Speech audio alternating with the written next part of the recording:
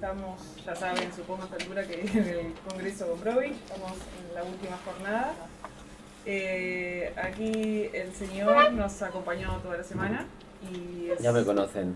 Sí, puedo hacer la presentación de rigor para las caras nuevas, si quieren. Pau Freya es licenciado en Filología Eslava y doctor en Filología.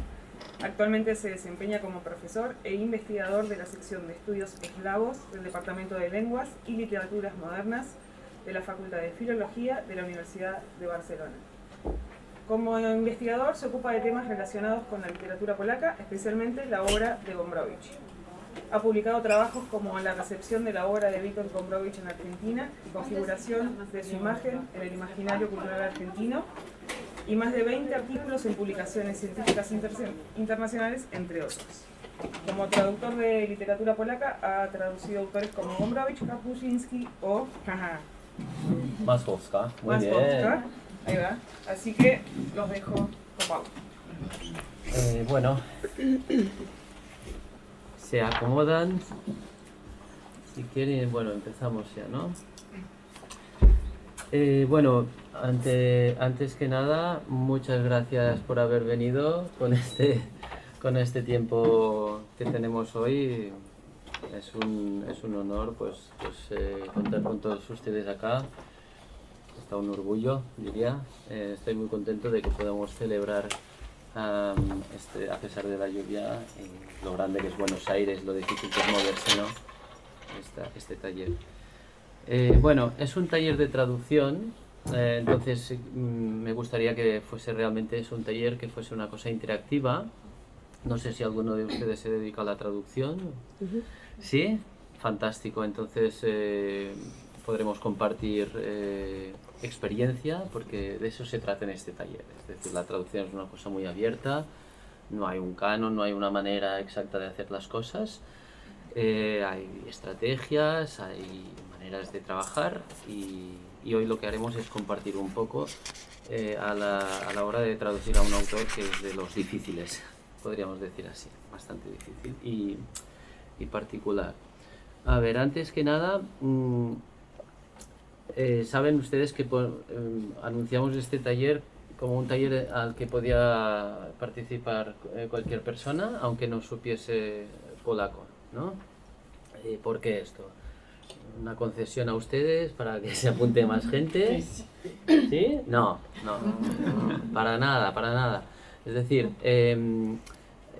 hay una de las formas de traducir es en lo que se llaman tándems, y los tándems son equipos de dos personas, no de 20 como en el caso de Ferdi Durke, pero de dos. Y entonces estos tándems pueden funcionar de distintas formas.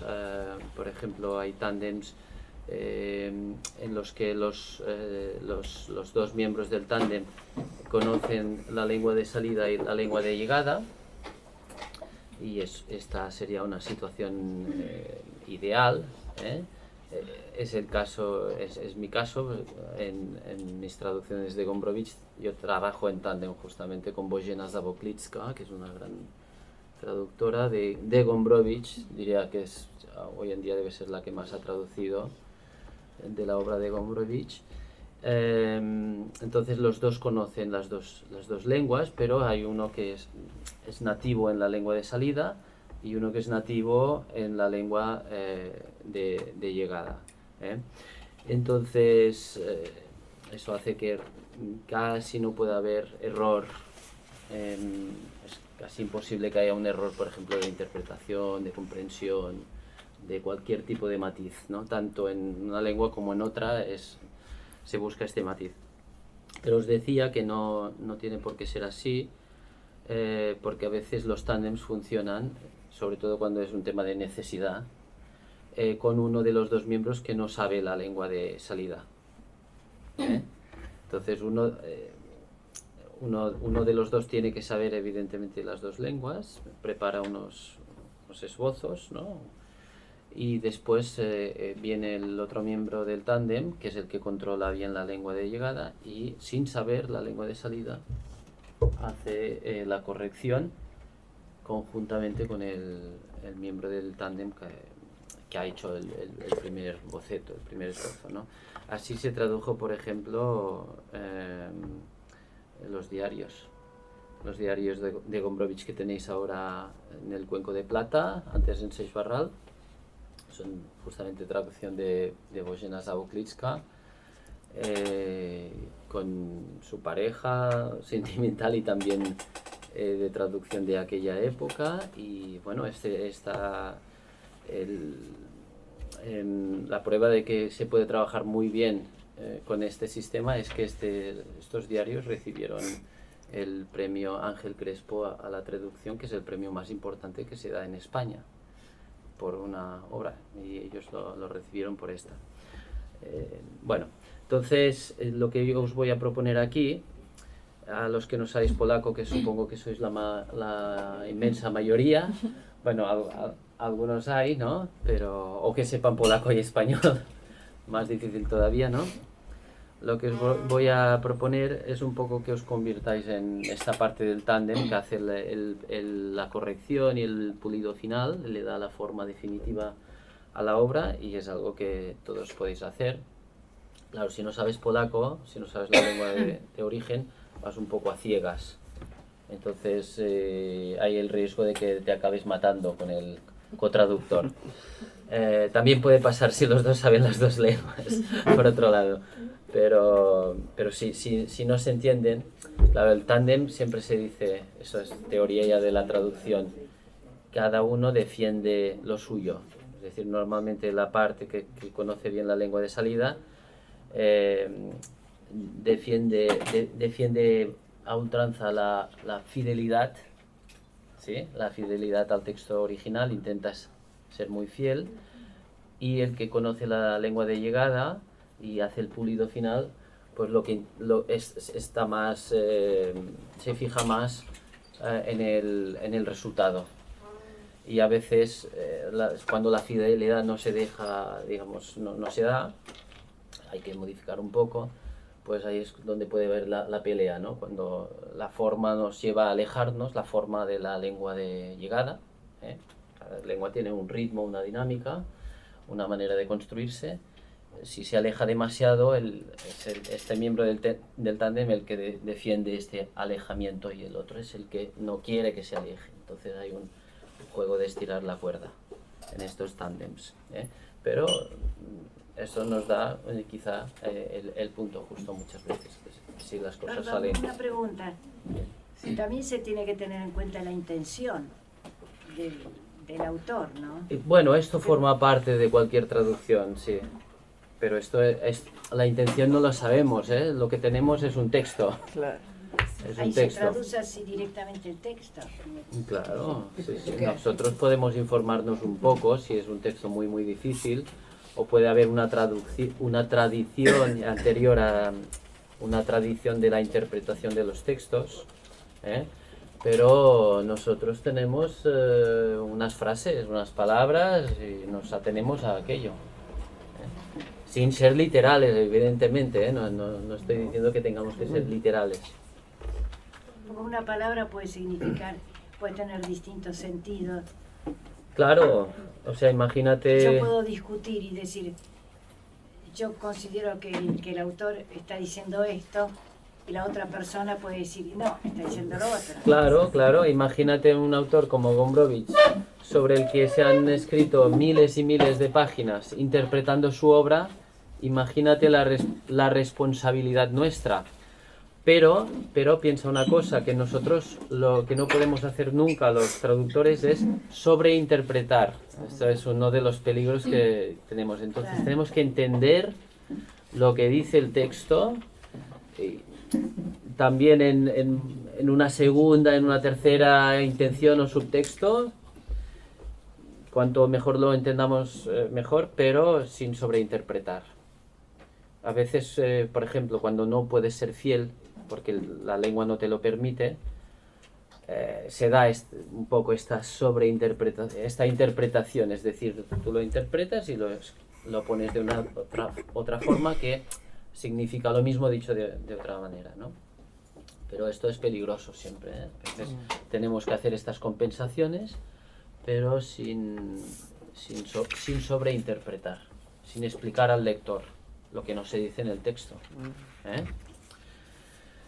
Entonces, bueno, nosotros pues haremos esta parte de pulido.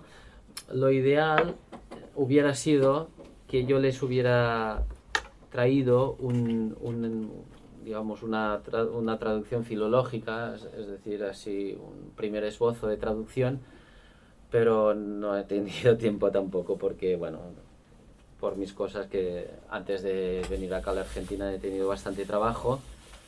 Entonces lo que he hecho es seleccionar fragmentos de diferentes obras que yo he traducido y los fragmentos que ya están publicados, pero lo que haremos con ustedes va a ser discutir las soluciones que yo he usado.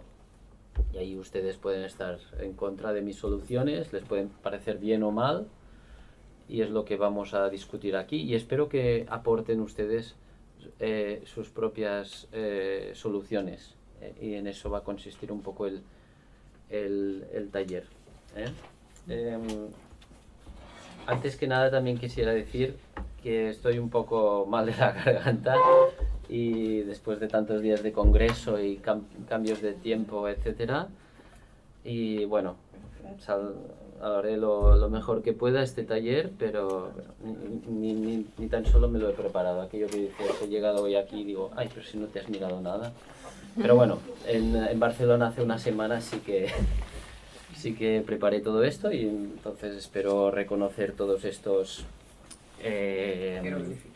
jeroglíficos y estos problemas, porque he planteado el taller de la siguiente forma. Veréis que en los apuntes que os he pasado,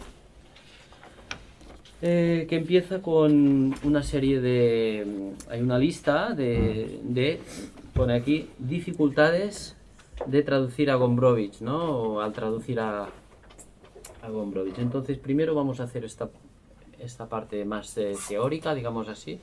Aquí he seleccionado problemas típicos a la hora de traducir a Gombrowicz, cualquiera de sus obras, podríamos decir, o la mayoría de sus obras.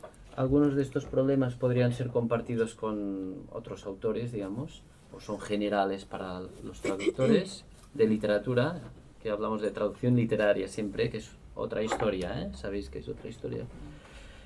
Y otros son muy específicos de Gombrowicz. Y bueno, ya veis que no me he extendido mucho, son como unos apuntes esto. He hecho rápido, pero bueno, ya nos entenderemos. Bueno, el primer punto, vamos a empezar. El primer punto, vamos a esperar.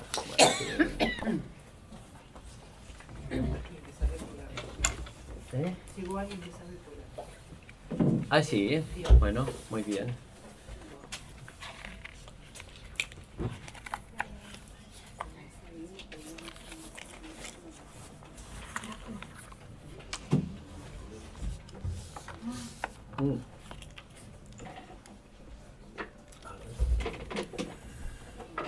Ay, bueno.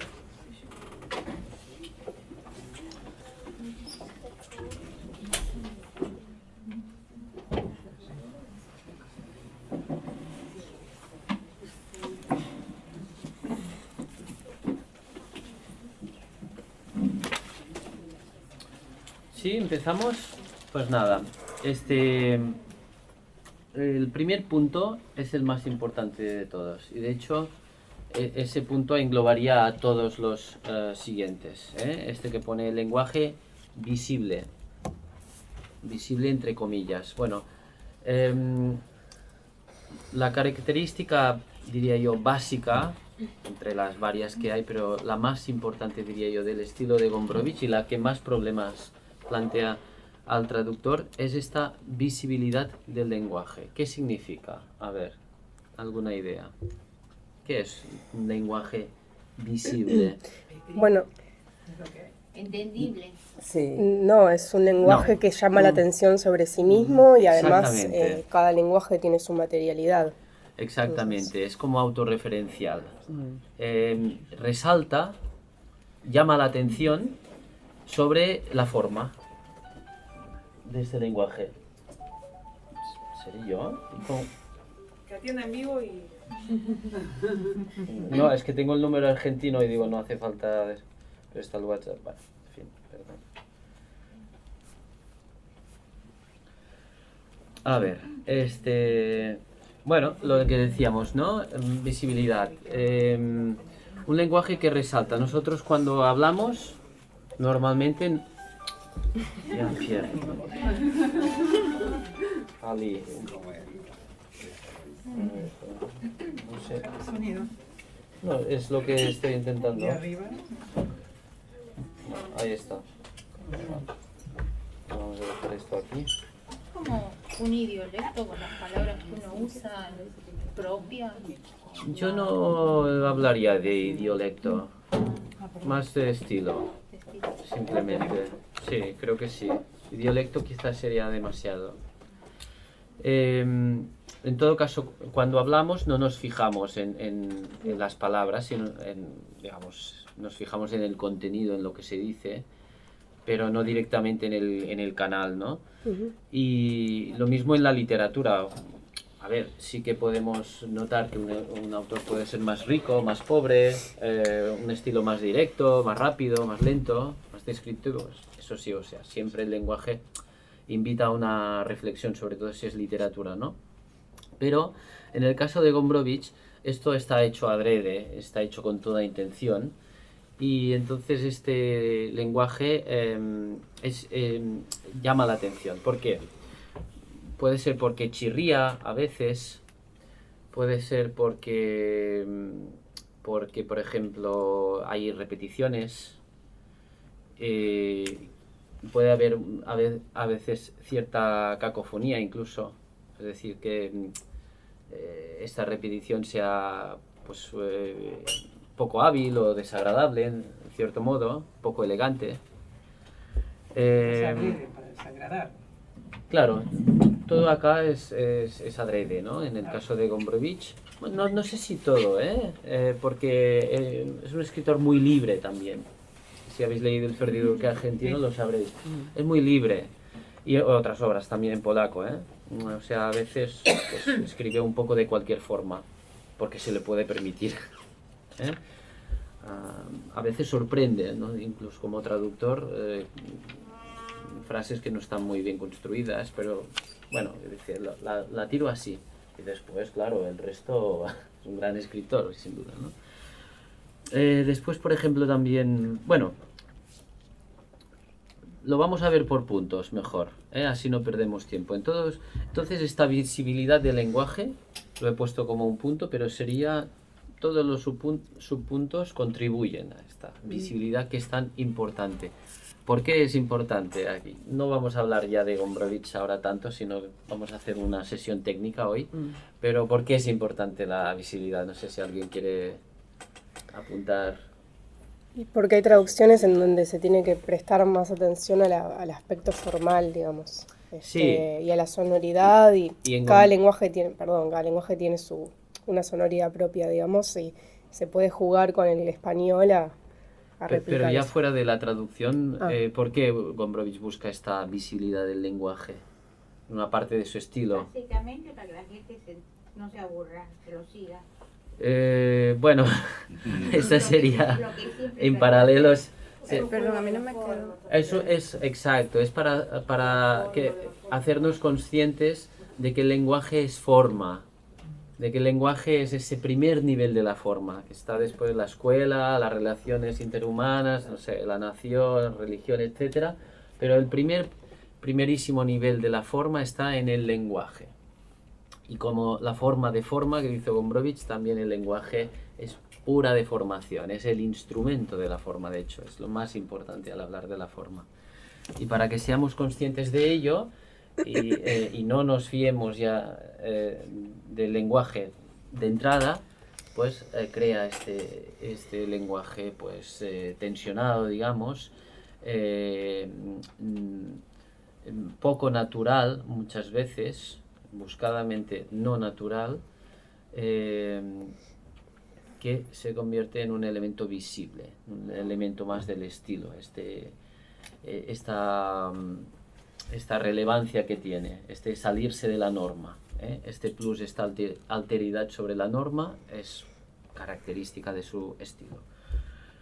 Entonces, ¿cómo lo hace? Pues de diferentes formas, y aquí ya vamos a entrar a ver cada una de ellas. Bueno, la primera justamente no está dentro de esta visibilidad, el ritmo, pero ya que la tenemos en primer lugar, vamos a fijarnos en todo eso. Ahora lo miramos a nivel teórico, y luego la idea sería, si me ayudáis entre todos, buscarlo, reconocer estas marcas de su estilo, que son problemas para el traductor, en el texto, en los textos que os propongo, ¿vale? Entonces, no sé si lo reconoceremos, el del ritmo. Espero que sí, porque si no sería que somos malos traductores. El ritmo es muy importante en la obra de Gombrowicz. El ritmo, la cadencia, la música, son textos que tienen que ser musicales, siempre. Tienen que poder leerse en voz alta y que suenen bien y que tengan ritmo, que tengan un poco una canción, que suenen bien. Esto es especialmente importante en su teatro. En el teatro, evidentemente, porque tiene que ser hablado. En cualquier caso, el ritmo es importante en teatro. Pero Gombrowicz lo remarca mucho esto. Tiene que ser musicales los textos. Y esto hace que él a veces incluso busque las palabras según su sonoridad. O según si casan bien con el resto de la frase. Entonces es muy importante este ritmo en el texto. Una dificultad añadida en el teatro de Gombrowicz, este lenguaje poco natural, a veces, buscadamente, tiene que convivir o tiene que fusionarse con una forma muy natural de decir las cosas. No sé si me explico. Tiene que sonar natural cuando las palabras no son muy naturales a veces. Esto es una gran dificultad, por ejemplo, en Ivona, princesa de Borgoña. Y en el teatro en general es muy importante que suene natural el teatro. Que sean, creo que es una dificultad que a veces tienen los traductores, que pueden ser más literales, cosas que se leen y son muy bonitas, pero que no se dicen fácilmente. Entonces ahí no funcionaría. Esa es una dificultad. Y bueno, nosotros con Bogená pues releemos mucho, y en el caso del teatro releemos en voz alta para asegurarnos que tenga ese ritmo. Otro aspecto que contribuye al ritmo y también al lenguaje visible, aquí sí, serían las repeticiones. Puede ser en forma semántica, por ejemplo, sinónimos, o palabras de la misma raíz también. Y eso es complicado de hacer en español. No sé acá en Argentina, pero mi profesor de la primaria de lengua castellana justamente nos decía, una palabra no puede repetirse en la misma página. No sé si les contaron eso. Acá también. Ahora igual ya pasó un poco eso, ¿no? Pero es verdad que el español sigue teniendo esta tradición de no repetir palabras. ¿Será porque tiene un espectro mayor? ¿No? En italiano también. Igual, ¿no? En polaco no son tan maniáticos con eso. Es que tenemos una ventaja. Claro. En los sustantivos, las declinaciones. Exactamente, muchas gracias. Muchas gracias. ¿Se entiende esto? Sí. ¿Puedes repetir? ¿Puedes repetir? Ayúdame. El polaco tiene declinaciones en los sustantivos y elimina muchas preposiciones, lo que nos permite, en ese sentido de la repetición del sonido, que vos decís stół, mesa, na stole, arriba de la mesa, pod stołem, abajo de la mesa. La palabra stu aparece 3 veces, pero suena diferente en cada una de estas veces. Por lo tanto, no nos hace ese ruido cuando escuchamos el texto. Exacto, entonces esto es complicado de traducir, porque si Gombrowicz se fija en la palabra tú, ya que estamos aquí, porque lo hace a menudo, le gusta repetir, hacer juegos de palabras. Si dices tú, na stole, pod stołem, pues nosotros ¿qué tenemos?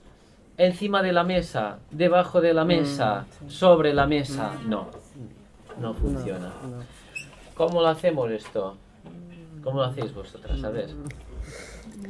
¿Puedo una cosa? Pues sería... Ahora en Polonia se enseña en escuelas primarias que no se puede repetir una palabra en una frase. Eso.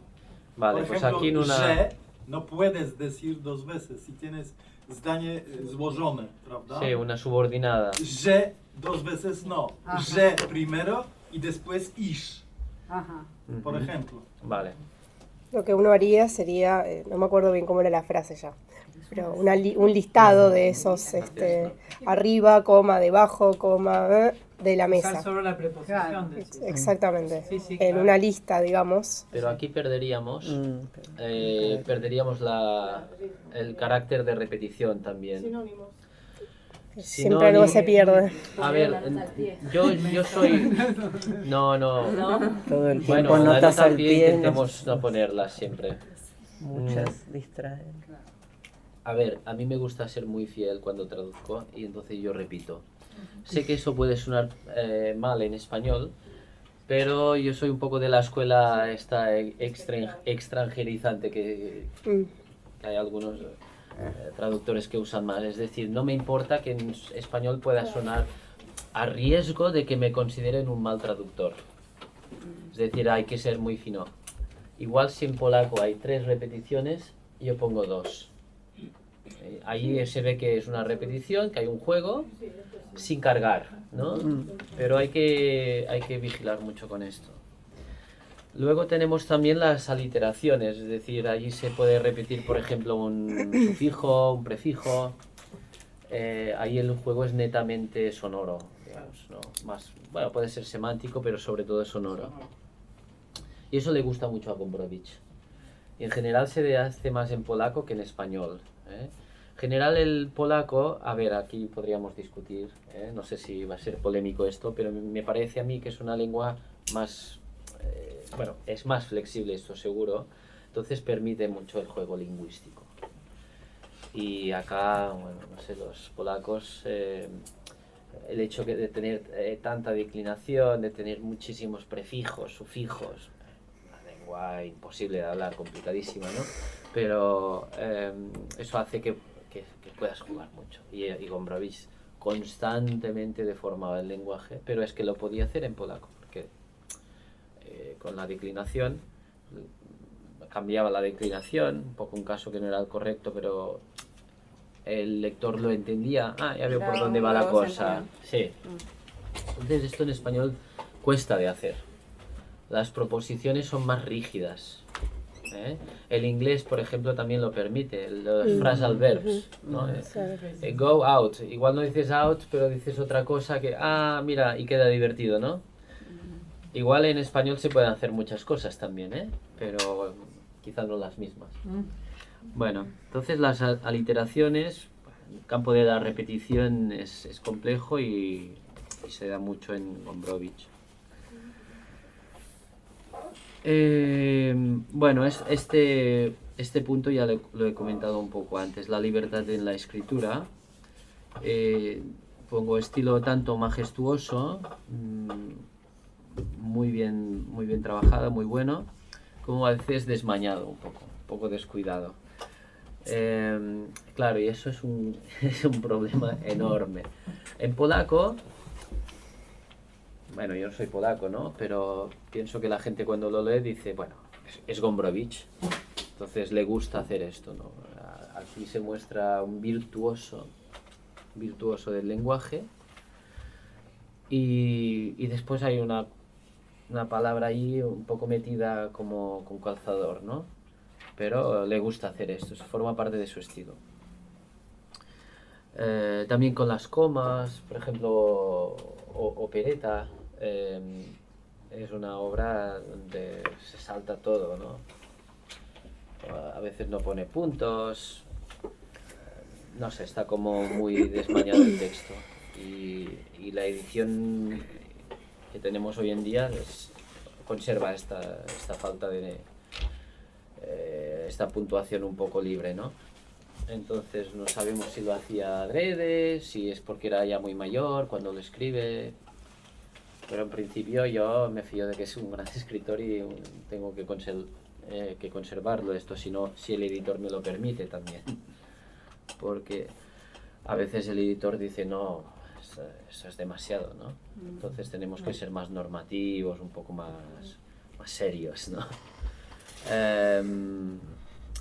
Y claro, y cuando hay estas palabras, por ejemplo, o se inventa una palabra nueva, que tampoco es graciosa ni nada, pasa eso en Gombrowicz. ¿Qué haces tú con aquella palabra? No sé, por ejemplo, en lugar de pornografía creo que pone verde gris o no sé qué, una cosa así. Sí, verde y gris. Verde gris con guión no queda muy bien, en polaco tampoco queda muy bien, pero le apetece ponerlo así, lo pone. Claro, ¿qué problema tenemos como traductores? Que si hay una cosa que chirría porque es poco elegante y aparte, o sea, es nueva y además no es un juego de palabras que digas, ah, mira qué gracioso. No tiene gracia. ¿Qué haces? Grerde. ¿Eh? Grerde, no sé, gris, verde. Sí, ahora vamos a entrar a la práctica. Veo que hay muchas ganas de traducir. Bueno, claro, quieres ser fiel, pero también quieres que suene bien, ¿no? Pero bueno, hay que conservar un poco esta cosa que chirría. Entonces aquí sí que tienes mucho el riesgo de quedar como un mal traductor. Por ejemplo, estas dos. Y no puedes abusar mucho de esto, te tienes que alejar un poco a veces. Esa que escribiste acá, Gemberovich Pupe. No, ahora vamos aquí. Un segundo. Ahora vamos aquí. Vamos a seguir. Fraseología modelada o propia. ¿Saben lo que es la fraseología? El otro día me trataron de friki por decir esta palabra. Pero, al final la buscamos en la Wikipedia y aparecía, ¿no? Es decir, son las frases hechas, dicho de una forma así un poco más pedante, quizás lingüística. Los lingüistas hablan así. Son las frases hechas, los refranes, bueno, todo este tipo de colocaciones léxicas o de frases, de ideas que funcionan en el lenguaje y se van repitiendo, ¿no? Entonces, a Gombrowicz le gusta mucho la fraseología, pero no es una fraseología habitual. Normalmente lo que hace, hay mucha fraseología, pero ligeramente modificada. Eso también es una marca de su estilo, ¿no? Es decir, por ejemplo, agarra un refrán. A veces los refranes tienen como dos partes, ¿no? Quien mal anda y quien mal acaba, no sé, algo así, ¿no? Quien mal anda y después le cambia la segunda parte. Amanece más temprano. Algo así. A veces de forma grotesca, pero normalmente no.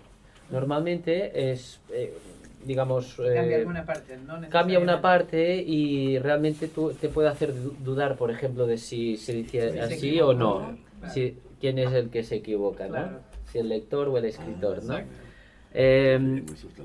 Y muchas veces lo que hace es que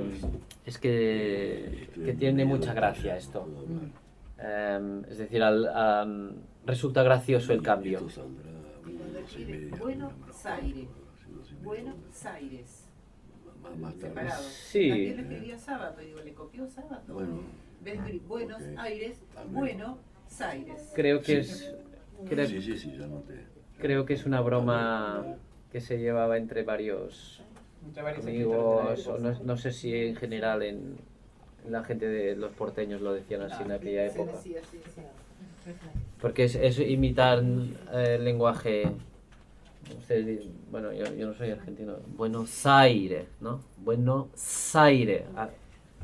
Esa S, como ustedes aspiran, Aspirada, claro. pero esta no se aspira porque No, hay no una se A aspira. detrás. Claro. Entonces ahí es lo raro, por eso ponían Buenos Aires. Con en mayúsculas. Bueno, eso podría ser, pero claro, la fraseología va más allá, porque son frases. Siempre. Entonces esto es muy difícil de traducir. Perdóname, Pau. Ayer se hablaba bastante de la vinculación, del interés de Gombrowicz en Shakespeare, que era un lector apasionado, que sabía la página, el capítulo, el versículo. Cuando hablaste de las fraseologías, ¿fue lector del Quijote? Ahí me matas, no te sé decir. No sé si fue lector del Quijote, la verdad. Improbable. ¿Eh? ¿Probable o improbable? Improbable, porque no es eso que nos decía alguien, que no tampoco leía mucho ni tenía libros. Le prestaban libros, pero no era un lector de esos que se pasan la vida leyendo. Y no tenía tiempo, estaba en el bar jugando al ajedrez. ¿Pero su formación tenía autores referenciales? Goethe. Sí, pero es que hemos hablado mucho de todo esto. Vamos a centrarnos en la traducción hoy. Esto de las frases hechas tiene un doble problema, ¿no? Como vos decís, porque lo que acabas de plantear, esto de que él le cambia a la otra parte, pero antes que nada para el traductor está el problema de que por ahí eso es muy local también, ¿no? De cada país. Claro, es muy local. No encontrás una... Es muy local y exactamente. A veces crea él su propia fraseología, ¿no? Dice, no sé, como un perro que le ladra al vecino. Este como ya nos introduce... Puede ser una comparación, que hacen mucho los escritores, comparación, metáfora, pero él lo hace de forma que suene a refrán popular. Eso es divertido. Entonces, ¿qué haces tú? Yo tiendo también yo y Boyena, creamos nuestra propia fraseología también. Algo que suene a refrán. Te pueden decir, ¿qué dice este imbécil, no? Esto no se dice así. Pero hay que hacerlo. Sí. Ah, sí, ahí sí que hay un referente muy claro. Sí, Gargantua y Pantagruel, bueno, hay otros. Sí. Entonces, bueno... Y en los que sí que existen y que pueden modificar, claro, nosotros lo que intentamos hacer es buscar refrán que sea muy general. Primero, bueno, esto por el problema que tenemos nosotros, que somos de la península y traducimos para una editorial bonaerense, ¿no? Entonces, Argentina. Entonces ahí siempre buscamos un español muy neutro, que no existe, ¿no? Pero en la fraseología hay muchos problemas, porque es diferente la fraseología de acá. Igual hay una fraseología que es del español culto, que es más compartida, más de la literatura y no tanto del lenguaje hablado. Claro, pero poco conocida, ese es el problema. Bueno, pero el lector de Gombrowicz nosotros pensamos que es un lector culto, siempre, porque si no, no accede a estos textos en general. Entonces, siempre que sea fraseología general, así culta, que no sea muy local. Que no sea, por ejemplo, en el caso español diríamos muy castiza. No sé si se entiende esto. O acá, pues, que no sea una cosa muy porteña, que eso al editor tampoco le gusta, porque entonces ya tiene un carácter demasiado local. Y yo prefiero que la traducción suene a polaco, como el Ferdydurke argentino, que no... Que diga cosas así como muy locales, que hostia, pero si estos son de Madrid, ¿no? No son de Madrid y no tienen que parecerlo tampoco, ¿eh? Entonces pienso que la traducción justamente aquí tiene que ser invisible, no visible, sino que no cante por que podamos imaginar que estamos en Polonia. ¿Qué más? Bueno, colocaciones léxicas propias, esto estaría relacionado con el lenguaje visible. Colocación léxica es la manera de juntar palabras y que en general es el lenguaje fuerza una serie de colocaciones, ¿no? Por ejemplo, la rección verbal, ¿no? Pensar en, no es pensar de o pensar con, ¿no? O por ejemplo un adjetivo que funciona bien con un sustantivo, ¿no? Aburrirse soberanamente, ¿no? Entonces él juega con todas estas colocaciones justamente para hacer el lenguaje visible. Y eso pues presenta un problema. Te pueden decir también mal traductor. O en español no es así. Claro, ¿cómo traduces Ferdidurque? Fijaos cómo, no sé si alguien ha leído, cosa rara, ¿no? Y entonces le decía, no, eso no funciona. No es español, no va bien, no pasa. Y él decía, sí que pasa. En polaco también es así. Claro, pues que en polaco lo hace él con mucha gracia. Y en español no le sale esto. Si habéis leído Ferdidurque, no tiene gracia. Seamos serios, no es una buena traducción la de... ¿Tradujeron Ferdidurque al español? No, yo no traduzco Ferdidurque, no. No he tenido el placer. No, porque pensaba, entre comillas. Pensaba en otra traducción que hay del español, que no sé quién la habrá hecho. No sé qué la Sławomirski y Rubio. Ajá. Pero por ejemplo, es netamente diferente. Por ejemplo, en la que hicieron acá los 20 amigos, la palabra cara no figura, es la palabra facha. La facha. Y es netamente porteño, netamente lunfardo y netamente los 50. Yo no sé si es tan netamente porteña y lunfarda esa palabra. Yo creo que no, ¿eh? A ver, ustedes son los argentinos, ustedes dirán, pero yo creo que no. Incluso él pone una nota a pie de página donde explica el significado de la palabra. Ahí hay un corrimiento de sentido muy bestia, ¿eh? Facha en español es otra cosa. En italiano sí. Sí, esto lo hablamos. Lo hablamos el otro día. Digo, en los años 40 el italiano estaba más presente, Sí, estaba aún el sí. cocoliche, ¿no? Pero en esa época, facha Sí. era la facha en el sentido español yo creo de aparentar. ¿O no? ¿Tú dices? Sí. No, yo digo que sí. En los años 40, ahora capaz no. Los argentinos me dirán, la palabra lunfarda facha ahora no se usa, ¿no? Pero cuando se tradujo el texto, lunfardo facha, que llega del italiano facha, quiere decir aparentar. No, pero eso aún hoy en día el español lo tiene. O sea, Algo así, ¿no? bueno, es la apariencia. Tiene mala facha, buena facha, ¿no? Pero es el todo, no es solo la cara, no es la cara. Pero vos decís que no sé. No, que no es solo Ahora vamos a hablar de eso, entramos directamente a eso. Perdonad un segundo porque justamente quería hablar de esta palabra. Terminamos ya. Vamos a pasar al siguiente punto. ¿Cómo vamos de tiempo? Mal, ¿no? A ver, neologismos, pues estaríamos en este terreno, ¿no?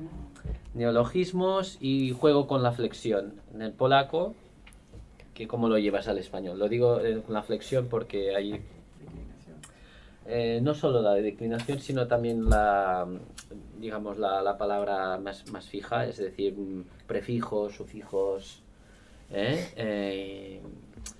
modificar el final de la palabra, así. No por la declinación, sino en el sustantivo mismo. Bueno, aquí también es un mundo. Aquí tendríamos muchos subpuntos en los neologismos, porque a veces pues se crean de formas muy diferentes. A veces une dos palabras en una, a veces eso modifica prefijo, sufijo, cambiando el sentido. A veces, y estos son los más difíciles, hay un poco un corrimiento de sentido, es decir, se usa la palabra un poco diferente de cómo la usa la gente. Bueno, aquí entraríamos en lingüística, sabéis que el significado es una cosa muy fluida también, ¿no? Varía un poco de cada hablante, pero sí que hay una especie de consenso en las palabras, ¿no? Y claro, aquí tuvo muchos problemas él como traductor. Gombrowicz fue traductor. Claro. Porque él hablaba bien español, por lo que sabemos, tu padre me lo comentaba personalmente. Se ha dicho el tópico, dice, no, es que no hablaba español y tradujo Ferdidurque, que es intraducible. No es verdad, su padre me lo dijo a mí. ¿Cómo no iba a hablar español? Hablaba perfectamente español. Hombre, no para traducir esta obra, no era nativo, claro. Pero él hablaba bien porque ya llevaba, no tanto, pero 7 años, una cosa así. Era un tipo que hablaba francés ya de niño, o sea, hablaba una lengua latina, que al final son parecidas. Entonces, sí que hablaba español. Lo que pasa que ahí, esa soltura con el lenguaje que tenía en polaco, la intenta aplicar al español y no le sale. Y estos corrimientos de sentido a veces son muy bestias, como en facha. Ahora hablamos. El lenguaje debe expresar desde la forma, un poco lo mismo, lo que decíamos de la visibilidad. Bueno, vayamos ya a lo práctico. Antes de entrar a ver los textos traducidos, yo les propongo que traduzcamos entre todos. O sea, aquí sí que no vamos a ser los que pulen el texto, sino que directamente los traductores, en un pequeño juego. Les voy a tirar 2 palabras aquí, Gemba y pupa. Hay un error aquí, perdón, está hecho muy rápido, creo que lo corregí pero no envié o no se imprimió la versión definitiva, bueno, porque en verdad el robić pup es más upupić, upupienie, bueno, luego hay mucha variación, pero nos quedaremos con las palabras Gemba, bueno, faltaría un palito también aquí. A ver, sí, es que no es esta la versión a imprimir correcta. Sí, sí, un segundo. Vale, nos vamos a fijar en estas 2 palabras. Este palito es una nasal. Gemba. ¿Vale? Y luego trabajaremos con pupa. Entonces aquí les propongo un pequeño juego. Durante 5 minutos nos vamos a convertir en el comité de traducción del Ferdidurque del Café Rex. Estamos en el año 46 en la avenida Corrientes, en el Gran Rex. 837. 837. Y tenemos que traducir estas 2 palabras, que son las palabras clave, las palabras más importantes de Ferdidurque. Fijaos, otra cosa que podríamos haber puesto en estos puntos. Palabras clave. Palabras que se subrayan a través de la repetición. Y a veces también a través de la deformación, que son visibles y son muy importantes, que nos dan sentido a la obra. Y estas 2 de las más importantes en Ferdidurque son Gemba y pupa. Gemba la tradujo como facha. Ahora me perdonaréis, soy muy desordenado, porque podía haber traído la propuesta de los otros traductores y no recuerdo cómo es, no sé si tú lo recuerdas. Cara, rostro. ¿Solo cara? Cara, rostro. Apariencia, ¿no? Apariencia, cara, rostro, apariencia. Pero ellos lo traducen así, no creo, porque Gemba no es cara. Sí. No, es facha. Un momento. A ver. Primero les voy a tirar lo que significa Gemba, así en el lenguaje natural. Sí, ahora vamos a ir. Geta también podría ser. A ver, Gemba es una cara fea o el rostro o la cara de un animal. Entonces, se puede decir para un animal, Gemba, morro, o también para una persona cuando nos referimos de forma despectiva a su rostro. Entonces, por ejemplo, aquí seguramente tendremos discrepancias en el español peninsular y el de ustedes. Propuestas. No, hay una muy linda variante que sería cuando el bagre, ¿no? Que es usar un animal para hablar mal del rostro de alguien. Sí. Bagre. Es un pez. Muy argentino. No, ya lo sé. O trucha. Pero si fuéramos a hacer una versión. La trucha. Claro. Sí, bueno, trucha ya sería más parecido al sentido de Gemba en este caso. Más propuestas, a ver. Por ejemplo, jeta, nos dice Adrián, ¿no? Jeta. En España también tenemos jeto. Jeto aún es más feo. Jeto. Trucha acá es más feo que jeta. Pero trucha se refiere solo a la cara. Se refiere- ¿Qué trucha tiene? Sí, Se refiere a esta claro. parte. ¿Qué trucha tiene, por Más bien a ejemplo? la cara. Claro, cerrar la esta cara, parte. la cara. Sí. Muy O el bien, morro, pues se eso es... refiere al morro. con la Sí, trucha. por ejemplo, el morro nosotros sería no acá, pero en otro lugar que aparece en otra novela. Y, por ejemplo, en Argentina nos dijeron que no funcionaba, porque morros es bonito. Son los labios, ¿verdad? No lo usamos. No. ¿O no se usa? No, Morro Ni como bonito, labio ni no se usa. Vale, no. fuera. No lo usamos. Entonces, Y si ¿qué? va es animal específicamente para un animal y nunca se lleva al terreno de las personas. Sí, morro. sí. Ajá. Ah, pues, bueno, un argentino me dijo otra cosa. Hocico podría ser, Hocico es está bueno. más técnico, pero podría ser también. Sí. Pero no lo usamos para. Y tendríamos que hacer una colocación léxica aquí de poner la palabra hacer, ¿no?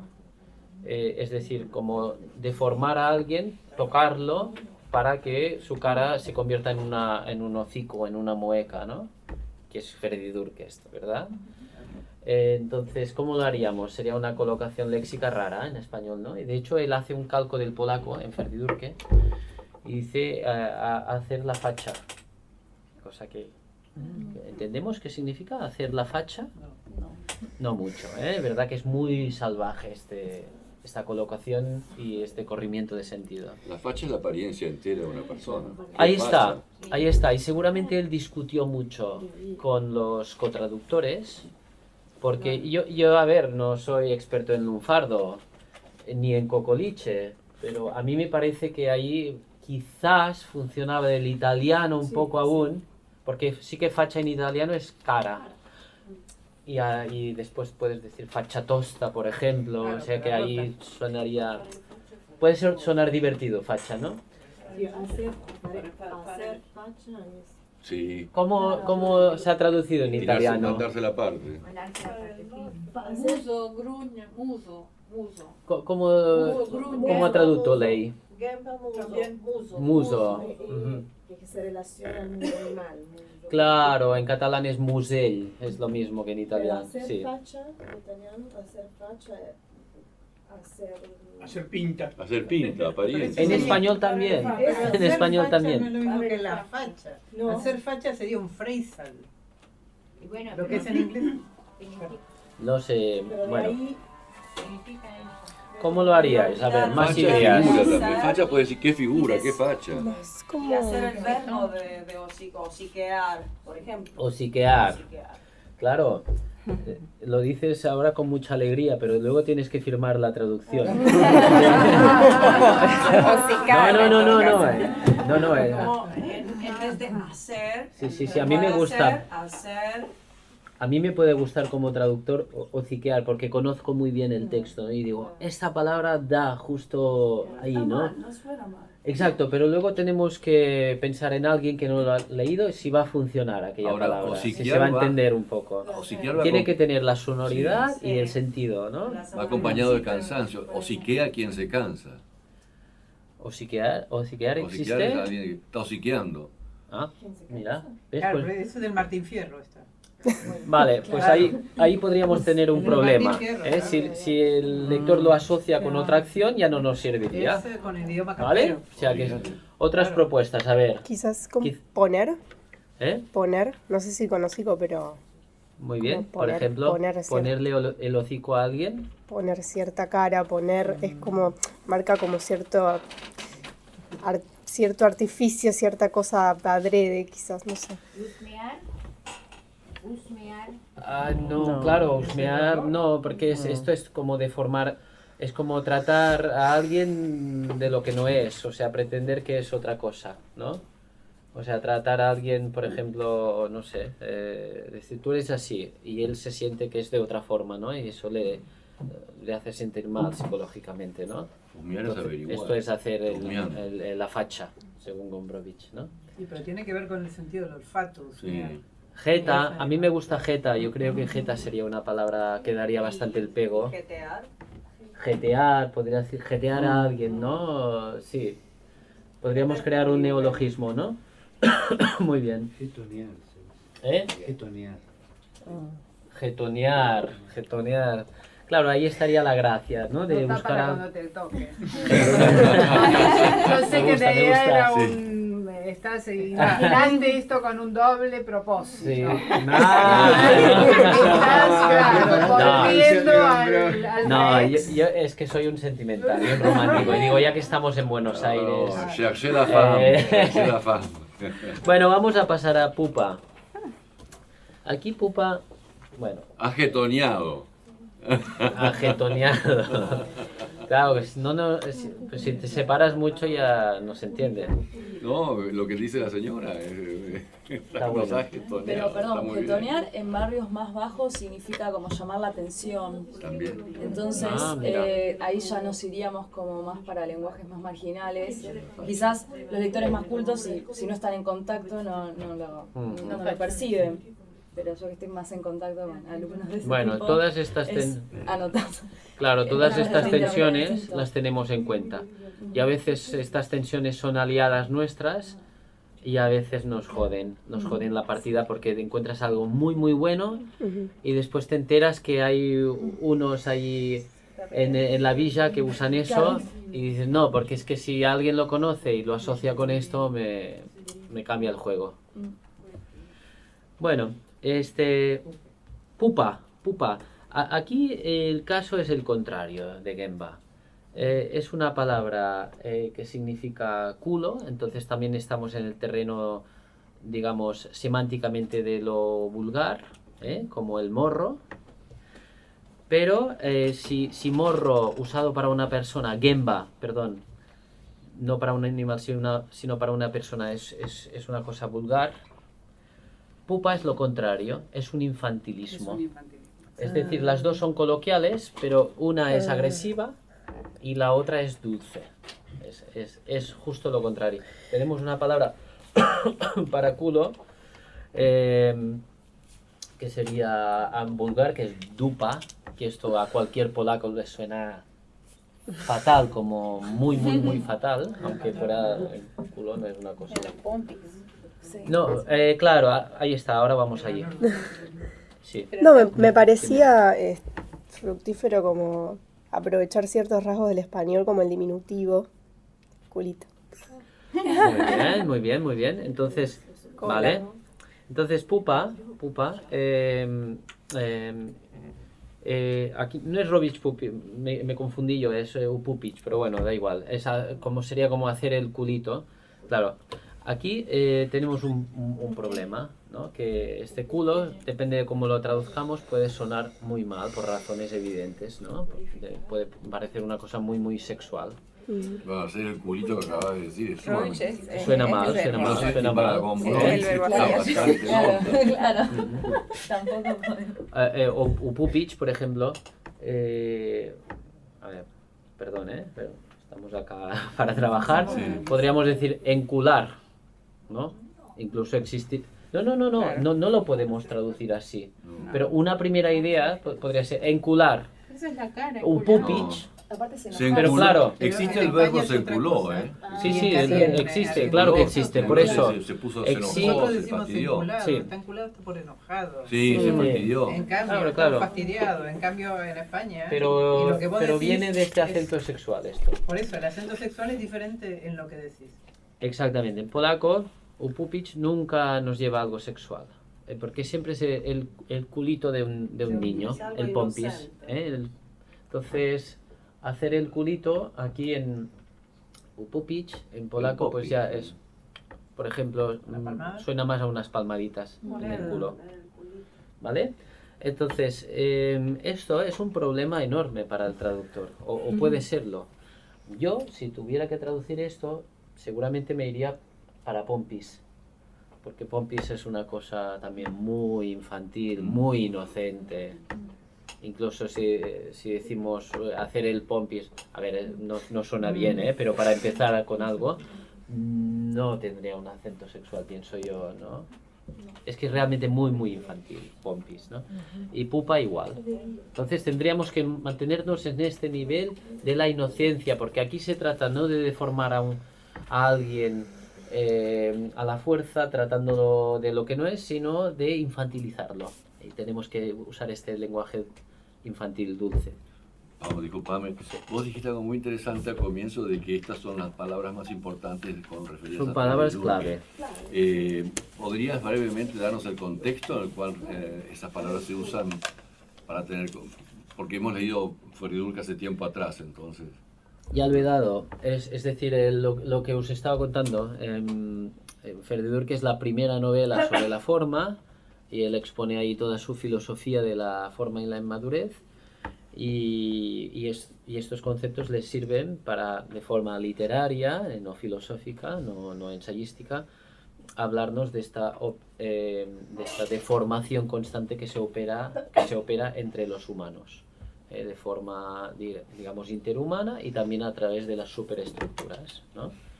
Entonces, a través de estos conceptos él explica esto. Si no lo sabes, no te han contado quién es Gombrowicz, pongamos que le das a leer Gombrowicz a Ferdinand, que a alguien que no tiene ni idea, les parece una novela muy rara, ¿no? Y no saben esto, qué es eso, la facha, el culito, incluso en polaco, ¿no? Pero ya sabemos que todo esto nos habla de la psicología humana, de filosofía, ¿vale? Pues son estos conceptos. Entonces Pupa, él, ¿cómo la traduce en el 46 en el Rex? Él hace una cosa diferente, tiene una estrategia diferente que en el Ferdinand que polaco. Él es el autor, es el autotraductor, digamos, tiene la libertad total de modificar el texto, ¿verdad? Y si en polaco él se ceñía a esta pupa, upupich, varía poco en polaco, en español no encuentra un juego que sea muy bueno, digamos, y lo que hace es multiplicar esta pupa. Y entonces se inventa, llega a crear variantes, sí, hasta 46 variantes de culo. Culito, culeito, cuculeito, cuculantro, cucu, hasta el infinito, ¿no? Es una estrategia diferente y no crea un verbo. Después lo hace de una forma diferente, no recrea, no traduce el verbo en sí. ¿Propuestas acá? ¿Tenemos alguna propuesta? Para este trasero. ¿Ustedes dejarían todas estas variantes de culete? Colita, colita. Claro, acá está cola también. Claro, la cola es algo bonito, ¿no? Sí. No es infantil tampoco. Depende del contexto también. Colita. Podría depender. Las pompis en realidad llegaron a la Argentina con el Chavo. Vinieron de México, no son. No son. Está bien que hoy han sido, porque todos ya pasamos por el Chavo, digamos. El Chavo no son ya patrimoniales, ya, pompis. Pero en realidad en el lenguaje típico de una casa, limpiate la colita. Sí. Para los chicos, para los niños. Limpiate la colita. Pues aquí es eso lo que normalmente se pide. Lo que pasa es que luego si lo comprara un español sonaría, igual se equivocaría de lado, ¿no? La lectura, si tuviéramos pompis, si tuviéramos pompis en el texto nos pararía la lectura. Sí. Para los argentinos. Yo no cambiaría nada. Que no. Esto, culito, cuculito, lo dejaría digamos, hacemos como si no existiera, como si que le quedó bien. ¿Te gusta? Del autor, básicamente también, o sea, a mí no sé si me gusta. Es un caso muy particular, pero digo en otros textos. ¿Os gusta? Culín, repetido, sí. También. Culín, por ejemplo. Culín, pero dicho dos veces, culín. Cuando yo era chica se decía cucu también. Cucu se decía también. El cucu. Perdón, ¿no hay una cuestión de autoridad? Digo, si él lleva esa solución, claro, por eso es tan rara la obra, ¿no? Más fuerte. No, pero digo, no, para el traductor, si vos estás proponiendo una alternativa a la solución que adoptó el autor, sí. No hay una cuestión de autoridad, bueno, es el autor que conocía el idioma y adoptó esa solución. Sí. No es como una cuestión de, bueno, tiene autoridad para hacerlo, digamos, vos como traductor podés sobreponerte a esa autoridad y no, decir, bueno, elijo otra solución que me Claro, parece porque mejor. él está diciendo no existe un equivalente. A ver, aquí lo que hacemos es buscar soluciones, ¿no? Simplemente no vamos a mejorar al autor, pero sí que justamente en el caso de Ferdidur, que es un caso único, bastante único, curioso, de que tenemos la autotraducción que se aleja mucho del original, justamente porque el traductor es el autor y tiene la autoridad total de hacer lo que le dé la gana. Y después, como era tan lejana, pues una editorial propuso a unos traductores profesionales traducir otra vez del polaco, pero de forma más fiel.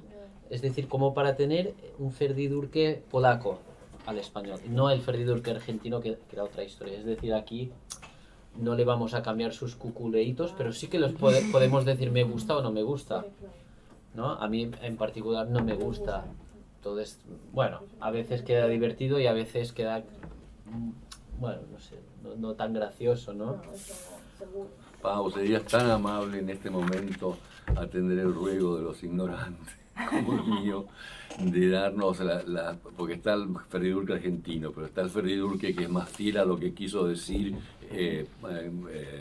Gombrowicz en español, y hay otras versiones más. ¿Serías tan amable de dárnoslas? Por lo menos la más fiel. Sí, es para una poder edición salió en Edasa. ¿Cómo se escribe? Con H intercalada. E-D-H-A-S-A. Y la hicieron Jerzy Sławomirski, luego os lo anoto si queréis, y Ana María Rubio. Y ellos también tradujeron al catalán, por cierto. Y ya os dije, en mi charla comenté que el catalán tiene este extraño orgullo de tener los dos Ferdidurkes. El argentino, traducido del argentino, es la primera lengua que tiene esto, por curiosidad, por cosas de la historia. Y luego también lo traducen al catalán, directamente del polaco, sin pasar por Gombrowicz argentino, digamos. Y ahí son dos novelas. Y la tradujo, comentábamos con la señora Vergiani, que es la traductora de Gombrowicz al italiano. Tenemos el honor de contar con su presencia. Que a ella me decía que le gustaban mucho las soluciones de Rubio y Sławomirski. Yo recuerdo que no me gustaron tanto quizá, pero bueno, eso no vamos a ver esta. ¿Cuánto de nombre? Jerzy Sławomirski. ¿Y ella? Y Ana María Rubio. Rubio, sí, es catalana también. Hay bastantes traductores catalanes al español. No sé si eso es bueno o malo, pero bueno. Porque yo el polaco capaz que no lo conozco, no lo entiendo, y así a mí no me gustó, ¿no? La solución que encontró Gombrowicz con los pulitos. Mi pregunta es, en el polaco, la versión polaca, los juegos a partir de la referencia a esta parte del cuerpo, facha y culo son fundamentales. Sí, ¿no? claro, es claro, porque están en los dos extremos del tronco, ¿no? La reflexión sobre cuerpo, escritura y totalmente, ahí hay una simbología potentísima. Fundamental, así que mi pregunta es, ¿en la versión polaca todos estos juegos que están o no? No, es esto, o sea, no lo había entendido, claro, por eso. pupa funciona de una forma más simple en polaco. Él encuentra una fórmula, el verbo upupić, sería como culear, ¿no? Pero infantil, con pompear, y que suena muy divertido en polaco. Y entonces allí ya la mantiene y la repite hasta el infinito. La misma, o un poco modificada, gracias a la flexión polaca que lo permite, no se hace pesado. Tanto es así que el verbo upupić ha entrado al idioma polaco y la gente la usa en sus relaciones normales, sin hablar de Gombrowicz. ¿Para decir qué, perdón? Para infantilizar a alguien. Para decir, es que este tío no me toma en serio. Existe esto en español, ¿no? Podemos decir, ¿no? Sí. No, spagnolo non posso. In italiano, C'è traduco. un'altra parola molto difficile. che Sì. è Papa. Papa. Papa. Papa. Mhm. Che è La una parola papa. regionale. Di Poznan. Ah. Quando fa tutta la genealogia del corpo umano, che comincia dal culito. Sì, sì, sì. È una parola che non si usa proprio nel polacco tanto, no? È regionale. Però Però tu la devi tradurre. Pupa Papa, gli piace. Sì, sì, sì, sì. Lo usa perché gli piace. Sì, sì, sì, Per la sì. literazione. ¿Quieren que traduzca? Claro. Venga. È difficile. Oh. Potete ¿Se ha entendido un poco? Sí, Sí, sí, sí, sí, sí. sí. Bueno. Capa. Ho messo capa. Capa. Capa. Mhm. Ah, è una forma di descrivere la cabeza. Sí. Napoletano, la capa. Regional. Ah, en napolitano. ¿Usted lo ha traducido como capa? ¿Le ha traducido como... ¿Le ha traducido Ferdi Durche? Sì, 2 volte. 2 volte. E ha tradotto con capa. Capa. Ah. Dove non ho fatto questa distinzione. Poi rifacendola, Ah. l'ho vista tutta e lì ho messo capa. Hanno intendito? Parola napolitana ma conosciuta dappertutto in Italia, no? Sì, anche nelle canzoni. Ah, ecco. Ah, benissimo. Mhm. Que puede traducir, sí. Sí. Desde que la primera vez que ha traducido el texto, no ha traducido esta distinción entre esta forma de describir la cabeza que es regional y se traduce en Nápoles, se utiliza en Nápoles, que es capa, y la segunda vez, en esa segunda versión, se fijó y hizo esta distinción entre capa y cabeza y para jugar con el juego PAP, ¿cómo es el polaco? Papa, Papa, pupa. Ahí está, esos juegos constantes con el lenguaje, ¿eh? La sonoridad es importante. El significado también, pero... Muy bien. Empecemos ya a traducir ahora sí ya como los, digamos, la parte del tándem que hace el acabado, ¿no? La versión final, el pulido. Yo acá he agarrado, he seleccionado fragmentos de obra que he traducido yo con Bojena, pues para tener más seguridad también, y allí, bueno, incluso repasando hay algunas cosas que ahora las cambiaría, siempre es algo que puedes hacer, ¿no? O que quisieras hacer, ¿no? Entonces, ahí no sé cómo lo haremos, vamos a ir leyendo entre todos, y si detectáis, no me lo hagáis hacer a mí, que estoy un poco flojo hoy. Si detectamos alguno de estos problemas, pues no hace falta levantar el dedo, pero lo decís y ahí buscamos si os gusta la traducción o si podríamos hacerlo de otra forma. Pero antes de empezar, el título. Ahí también, ¿cómo traducimos este título? En polaco es pornografía. Lo que pasa es que en polaco no tenemos artículos, no tienen artículos. No hay la distinción entre definido e indefinido que podemos hacer en nuestra lengua, ¿no? Entonces siempre al poner los títulos o en general al traducir, dudamos los traductores de si poner artículo definido, indefinido o no poner artículo, que también es una posibilidad, ¿no? También puede ser como carne, ¿no? Como la carne, como una carne. A veces es evidente, rápidamente salta, sobre todo cuando hablamos no tenemos que meditar sobre el artículo, pero al traducir, cuando no hay artículo, sí que se plantean dudas. Entonces, en el título de pornografía, ¿cómo lo traduciríais? A ver, ¿con artículo o sin artículo? Porque se ha traducido con artículo y sin artículo. En italiano, ¿cómo es el título?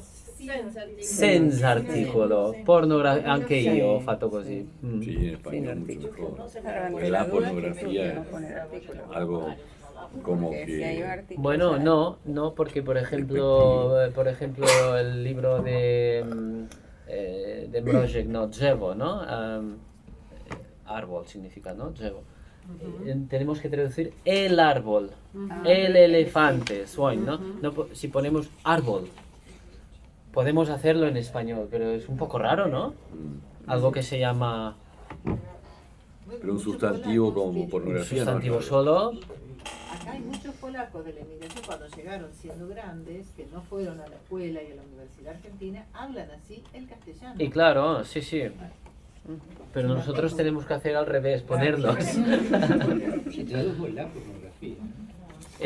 A veces se ha traducido, por ejemplo, en portugués me fijé a pornografía. Ajá. Y Lo que pasa es que daba, digamos, es un sustantivo es diferente. abstracto. Claro, Es un sustantivo la pornografía. Es un sustantivo concreto como árbol, y entonces al ponerle el artículo le da un carácter académico. Cerrado, cerrado. Un tratado Sí. diferente, Sí. un tratado No sé si sobre, académico, pero... un tratado sobre... Es como la pornografía es así, Claro. toda la pornografía. Sí, que viene una disertación aquí. O la pornografía como género, por ejemplo, Claro, ¿no? claro. Como Sí, algo. sí, sí, sí. Y aquí no, aquí aquí veis tenemos que interpretar. ¿Qué quiere decir Gombrowicz con ese título? Porque luego esta palabra no sale en la... pornográfico. No hay ni nada pornográfico, ¿no? No, es un título disruptivo. ¿No? Exacto. Entonces yo pensé que era mejor dejarlo sin artículo, que es como algo general. Como Seguro. esto es pornográfico. Lo que vais a leer forma parte de lo pornográfico, ¿no? Bueno, entonces estaríamos de acuerdo acá, ¿no? Muy bien, pues empecemos. ¿Queréis empezar por acá? No sé si queréis, ¿cómo lo hacemos? ¿Una frase cada uno o un párrafo? No sé. Quien quiera. Y hasta que uno se canse, deja y sigue el Bueno, siguiente, una quizá. frase cada uno, y si Hasta el veis, punto será. si vemos algo de todo esto lo comentamos. A medida que se acercaba la noche y todo lo que su llegada anunciaba, las lámparas encendidas, los postigos cerrados, la mesa puesta para la cena, me encontraba cada vez peor y erraba sin rumbo, sin poder encontrar un lugar donde estar. Veía cada vez con más nitidez la Bueno, esencia. aquí veis esta frase, es bien difícil, ¿eh? La primera frase. Parece, no sé si suena bien o no, pero es una frase, recuerdo, endiablada, ¿eh? Para traducir esto. Para meterlo todo. Esta progresión. En español está muy coherentemente dicho. Nos costó conjuntarlo todo, porque era bastante... Sí, pero tienes aquí un inciso que te explica, un paréntesis un poco raro. Sí. No, él erraba sin rumbo. Me preguntaba... Es una... Sí, es una... ¿Cómo se dice? Es redundante, ¿no? Un poco. ¿Y por qué su llegada anunciaba y no todo lo que anunciaba su llegada? Bueno, pues porque seguramente en polaco, ahora no lo tengo aquí, también hace como una inversión poética que quisimos conservar. Buena Seguramente traducción. está ahí la cosa. Errada sin rumbo. Vale, sigamos. ¿Utiliza el hiperbatón en polaco? Sí, bueno, ya te digo, es Desorden muy... Sí, es una escritura siempre sofisticada. Sí. Veía cada vez con más nitidez la esencia de nuestra traición, mía y de Friedrich. Habíamos traicionado la masculinidad con un muchacho más una muchacha. Vale, bueno, aquí vemos una visualización clara del lenguaje, ¿no? Y fijaos que estos paréntesis no están bien puestos aquí, ¿no? Digamos, incluso siendo un autor de vanguardia, quedan muy raros después de esta preposición, ¿verdad? Bueno, esto lo hace en polaco también así, y así lo dejamos. Bueno, aquí nos marca que un muchacho más una muchacha es importante, esta juventud vista, pero a la vez observada, mirada, puesta entre paréntesis. ¿Por qué? Aquí ya interpretaciones, cada uno las suyas. Fijaos que hay una cosa rara aquí. La preposición que queda colgada. Sí, eso sí, pero ya estos paréntesis han ido apareciendo en el texto y Gombrowicz ha conseguido imponer aquí sí su consenso. Es decir, este paréntesis no funciona como un paréntesis habitual, sino como un subrayado. ¿De acuerdo? La fuerza de repetir, la primera nos ha extrañado, ha resaltado el idioma, pero ha conseguido el autor imponernos esta convención lingüística. Entonces aquí ya no nos sorprende esto, pero fijaos que hay una cosa rara también, un muchacho más una muchacha. ¿Lo decimos así? No, Un muchacho con una claro. muchacha. O un muchacho y una muchacha. Y una muchacha. Más una muchacha. Y simplemente en polaco lo haces y también en polaco resalta eso. Ahora ustedes pueden decir está mal traducido, sobre todo si no estoy presente. Hay un énfasis. Ahí está lo del Más, traductor, si el más traductor, hay un importante. verbo para traductores. No sé si en italiano avete questo verbo, planchar. Stirare, sì, usate questo verbo per tradurre in una forma più piana, per eliminare quello difficile, appianare. Vale, pues en español decimos planchar un texto. Hay una arruga, esto es una arruga, no esté más acá, y seguimos. Pero intentemos, yo y Boyena no nos ganamos la vida con eso, y es decir, si tienes mucha presión económica igual sí, pero si te puedes poner horas y te gusta hacerlo bien. En la oralidad, ¿no te da una sensación de que como susurrado es eso que está entre paréntesis? Sí, podría ser. Como una introspección, tal vez, ¿no? Podría ser o algo oscuro, obsceno, porque esta mirada es obscena.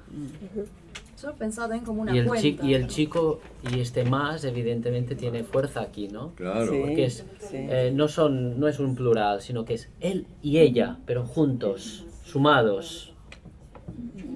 Sí, que yo veía como una cuenta, no sé si el más en polaco es más. No, suena pero también por raro los en polaco. paréntesis. Viste que hay paréntesis para las cuentas, para... No sé, se me hizo esa imagen de como que está haciendo... Podría tener eso también, no recuerdo ahora, pero podría ser. Sigamos. Bueno, vagando así por la casa, me asomé al salón, que estaba envuelto en la penumbra, y vi a Václav sentado en el sofá. Entré y me senté en un sillón, bastante alejado de él, junto a la pared de enfrente. Muy bien, sigamos, ¿no? Mis intenciones eran confusas, turbias. Un intento desesperado de ver si con el máximo esfuerzo lograba superar la repulsión y entablar con él un contacto de hombre a hombre. Muy bien. Bueno, aquí por ejemplo podríamos ver el confusas y turbias. Aquí tendríamos una repetición, una intensificación de sentido, ¿verdad? No son exactamente sinónimos.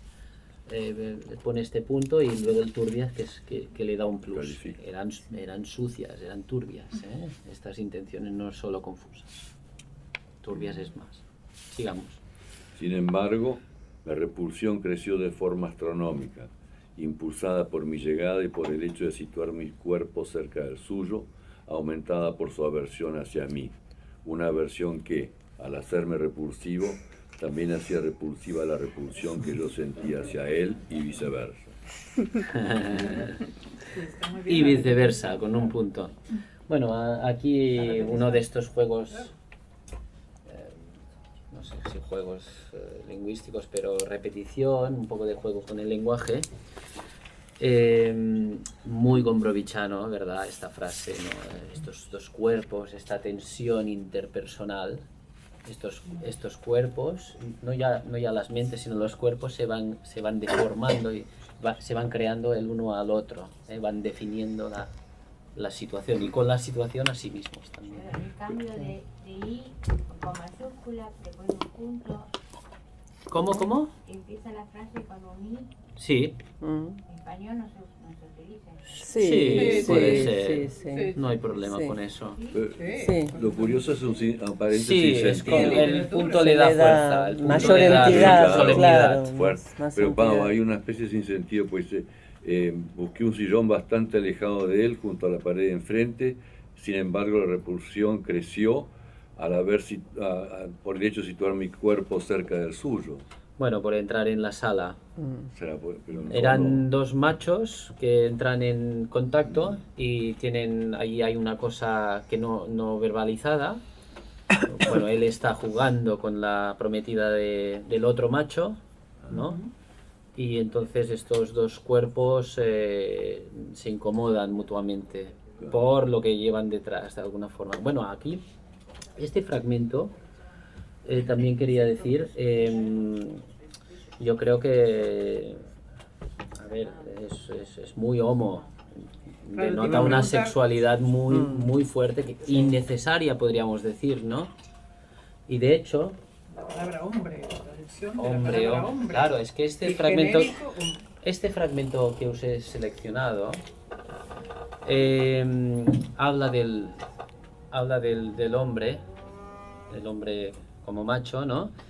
Y es muy sexualizado, tanto es así que este fragmento realmente en la primera versión en la primera traducción que se hizo de la novela, que la hizo Gabriel Ferraté, que se llamó La seducción y se editó, se publicó en la España franquista, el tardo franquismo, pero aún franquista, durante la dictadura, Entonces, aquella traducción es indirecta, se hizo del francés y del alemán, no del polaco, por eso nos mandaron a nosotros a hacer una nueva versión o traducción.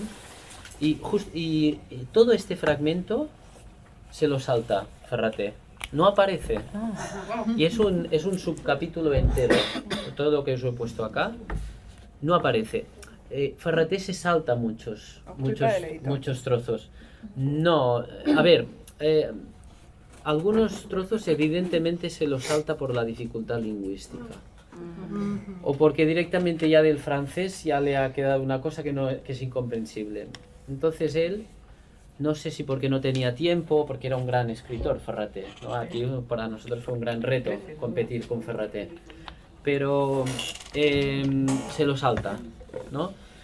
Que eso va más allá de planchar incluso. Pero este fragmento, decíamos con Boyena que seguramente es una autocensura.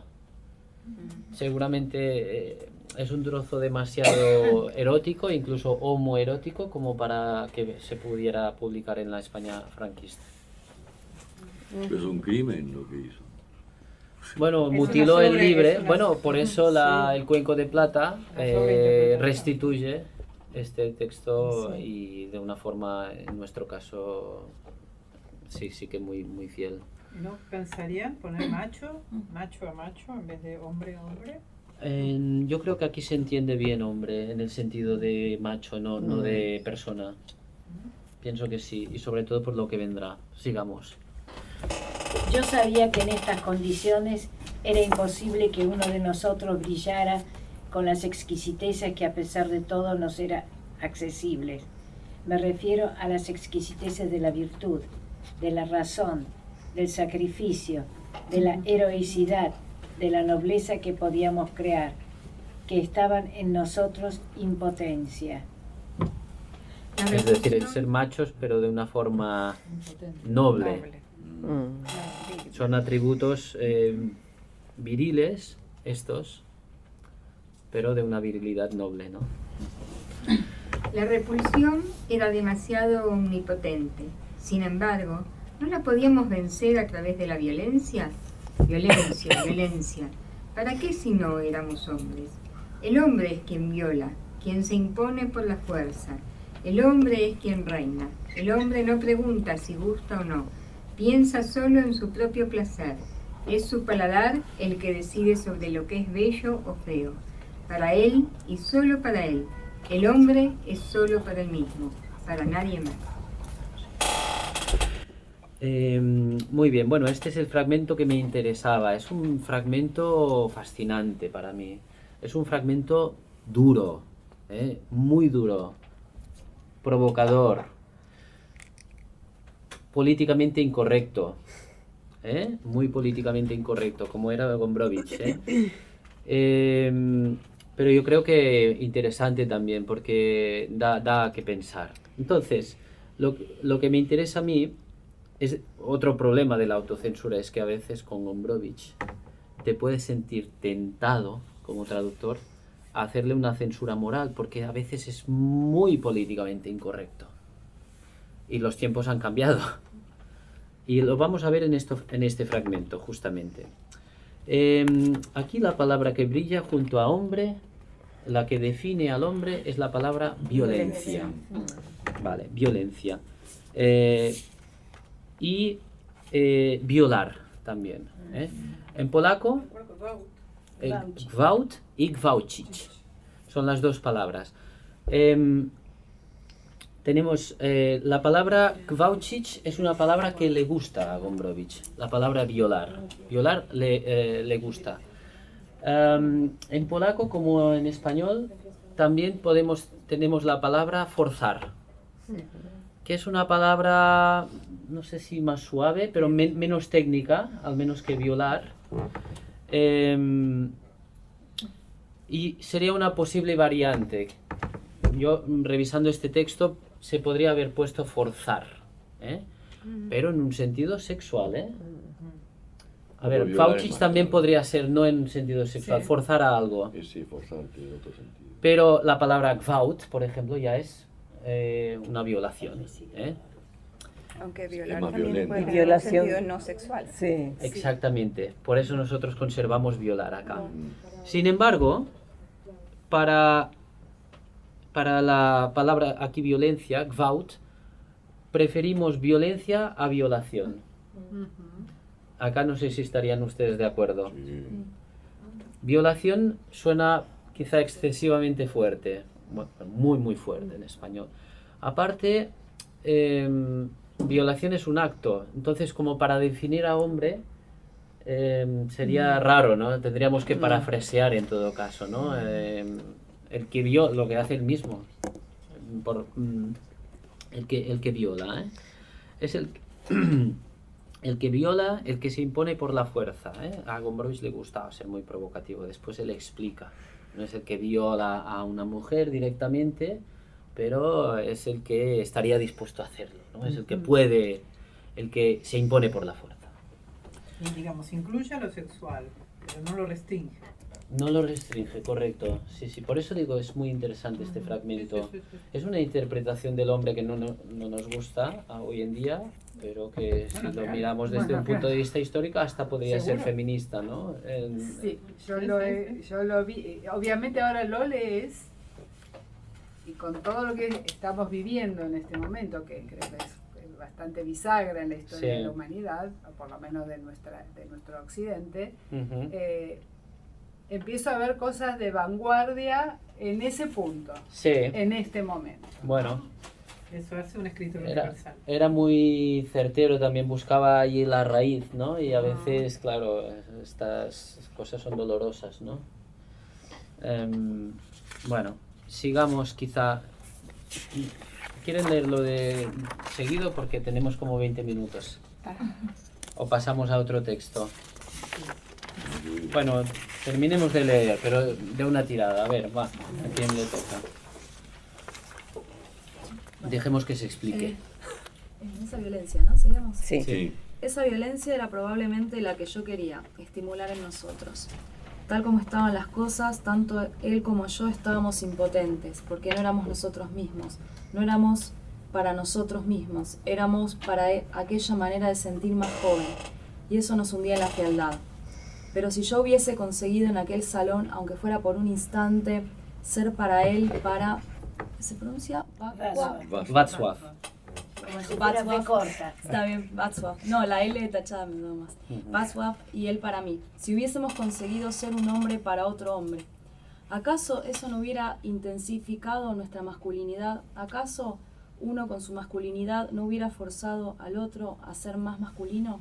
Fijaos aquí, perdón, el tema de las preposiciones, también es un español forzado, pero Gombrowicz vive en la preposición, en la relación, ¿verdad?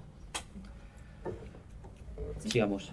Esos eran mis cálculos, hechos con los restos de mi desesperada e insensata esperanza. Porque la violencia, que es para el hombre en sí, tiene que iniciarse en la masculinidad entre hombres, y ojalá mi sola presencia a su lado hubiese conseguido encerrarnos en ese círculo hermético. Yo otorgaba mucha importancia al hecho de que la oscuridad debilitase nuestro talón de Aquiles, el cuerpo. Yo pensaba que aprovechando la debilidad del cuerpo podríamos unirnos y potenciarnos, convertirnos en hombres de una forma lo bastante potente como para no darnos asco mutuamente, porque al fin y al cabo nadie siente asco de uno mismo, porque basta con ser uno mismo para no sentir asco. Esos eran mis propósitos ya desesperados, pero él seguía inmóvil, yo también, y no podíamos empezar, nos faltaba el principio, realmente no sabíamos por dónde empezar. De pronto, Enya se deslizó dentro del salón. No me vio, se acercó a Václav. Bueno, para la próxima. Gracias. Se sentó a su lado en silencio, como proponiéndole hacer las paces. Seguramente estaba. Yo no la veía bien. Amable, conciliadora, correcta, dócil, desamparada, tal vez, confusa. ¿Qué ocurría? ¿Qué ocurría? ¿Acaso también ella estaba harta de aquello? ¿Acaso tenía miedo? ¿Quería echarse atrás? ¿Buscaba apoyo, amparo en su prometido? Se sentó junto a él, dócil, sin decir nada, devolviéndole la iniciativa, lo que quería decir. Aquí me tienes, haz algo con nosotros. Václav no pestañeó, no movió un dedo. Estaba como una rana, inmóvil. Yo no tenía idea de lo que bullía en su interior. Orgullo, celos, ofensa, o simplemente no sentía nada especial y no sabía qué hacer con ella. Yo sentía ganas de gritar, que la abrazara al menos, que le pusiera una mano encima. De eso podía depender la salvación. Era la última tabla de salvación. Su mano encima de ella recuperaría la masculinidad. Yo me sumaría con mis manos y la cosa funcionaría. Violencia, una violación en aquel salón. Pero nada. El tiempo pasaba, él no se movía. Aquello era como un suicidio. Fiasco, fiasco, fiasco. Y la muchacha se levantó y se alejó, y yo tras ella. Bueno, ya no hace falta que comentemos, pues se repiten muchos de estos temas. Acá. Yo puedo tener una objeción ahí, cuando dice que uno no puede tener asco de sí mismo. ¿Y el suicidio? Bueno, eso habría que discutirlo con él. Lo vamos a invocar. Sí, no, pero si llegas a eso... Sí. Bueno, sigamos con Ivonne, si no están cansados. Quiero hacerte un elogio que me parece excelente. Vale, impotencia e impotente, si la juego con potencia, y después desesperanzada, esperanza, y juegos de palabras que utilizan ambos, que son muy buenos. Muchas gracias, muchísimas gracias. Entonces vamos a seguir con Ivonne, princesa de Borgoña. Quedémonos un segundo en el título nuevamente aquí. Ivona Księżniczka Burgunda, ¿tak? Aquí hay una cosa. Esta obra se ha traducido mal, el título, en todos los idiomas. Siempre. Entonces, eso es otro problema que tiene el traductor, porque se crea una tradición de la traducción, ¿sí? Y es muy difícil zafar de esta tradición. Yo quería zafar, Božena no me dejó. Ahora ustedes me van a decir, porque Ivona, princesa de Borgoña, en polaco está Księżniczka Burgunda, Burgund no es la región de Borgoña, sino que es el vino Borgoña, el Borgoña, ¿vale? Princesa del Borgoña. Sí, yo quería ponerle princesa del Borgoña. Hubiera sido genial. A mí me gusta, genial. no me dejaron. Gracias. O incluso el Borgoña con sin Poner mayúscula. Sí, pero allí, ¿qué falló? Pues la tradición. Dicen, no, porque es que este es un texto, es un clásico. Diría yo que es el único clásico universal de Gombrowicz. En el teatro, en el mundo del teatro, Ivona es un clásico absoluto. Está en el repertorio de todos los países que tienen teatro serio, ¿no? Y todos ellos siempre han dicho Ivona, princesa de Borgoña, como el principado, el país, el antiguo país, la región. Entonces ahí no me dejaron. ¿Cómo suena en polaco? Raro, suena raro, porque después no hay ninguna referencia al vino. Sí que podríamos decir, como en el casamiento, que hay un tema etílico, que es como una fabulación, ¿no? Una gran fabulación, que puede venir de un exceso de vino. ¿no? Bueno, que sepan esto. ¿Qué hubieran hecho? Tú ya me has dicho Borgoña. del Borgoña. ¿Se hubieran atrevido? Sí. ¿Sí? Con B minúscula. Para la próxima me voy a pelear con quien haga falta. Del Borgoña, sí, sin duda. Porque siendo quien es Y el suena autor, bien en español, siendo quien además, es que el no autor. chirría, además. No, para nada. Tiene este punto misterioso, inquietante, Irónico. ¿verdad? Irónico. Irónico, que tiene en polaco. Para mí era perfecto. Pero si no se habla del vino en toda la obra, queda bastante curioso. Y queda muy curioso, pero es que en polaco también. Claro. Pero es que a veces tienes este problema. ¿Por qué acá dicen de vino y te llevas tú las culpas, no el autor? Entonces a veces te curas en salud. Yo nunca entendí el título. Ahora En me polaco. doy cuenta, es Burgundy. Tampoco sabía lo que quiere decir Burgundia. Burgundia se dice, no sé. Burgundy, sí. Pero princesa de Burgundy. Borgoña, ¿no? Es en inglés, Burgundy. Porque era un principado que había que dejó de existir. Sí. Entonces ahí le va muy bien a Gombrowicz. Es como algo imaginario, ¿no? Pero en polaco es Burgunda. No le veía sentido. Burgund es el vino, no es la región. Sería Burgundias. Ahora se me aclara. Gracias. Bueno, acá vamos a ver otro problema, que es el de la parodia, digamos. No se lo había puesto. O cuando Gombrowicz escribe mal adrede. Aquí porque el personaje lo exige, ¿no? Entonces es la reina que ha hecho sus poemas que son horribles y estos poemas tienen que ser horribles.